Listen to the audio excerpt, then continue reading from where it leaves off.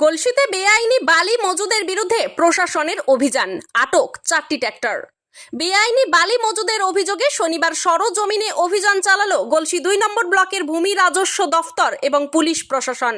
সূত্রের খবর, বাঁকুড়া জেলার পাত্রসায়র থানার শালখাড়া মৌজার দামোদর নদী থেকে উত্তোলিত বালি গলসির গোহ গ্রাম পঞ্চায়েতের বাঁশতলা এলাকায় বেআইনিভাবে মজুদ করেছিল এক ইজারাদার। কয়েক মাস আগেই প্রশাসন এই মজুদ বালিকে অবৈধ ঘোষণা করেছিল। এই অভিযানে প্রশাসনের মূল লক্ষ্য ছিল পূর্ব ঘোষিত অবৈধ মজুদের পাশাপাশি নতুন করে কোনো বেআইনি বালির স্টক আছে কিনা তা খতিয়ে দেখা। প্রশাসনের পক্ষ থেকে জানানো হয়েছে, সমস্ত তথ্য যাচাই করে আইনানুগ ব্যবস্থা নেওয়া হবে। অন্যদিকে শনিবার সকালে দামোদর নদের শিকারপুর ঘাট থেকে ট্রাক্টরে করে বালি নিয়ে যাওয়ার সময় পুলিশ 4টি বেআইনি বালি বোঝাই ট্রাক্টর আটক করে। পুলিশ সূত্রে জানা গেছে, ট্রাক্টরগুলোর বিরুদ্ধে নির্দিষ্ট ধারায় মামলা রুজু করা হয়েছে।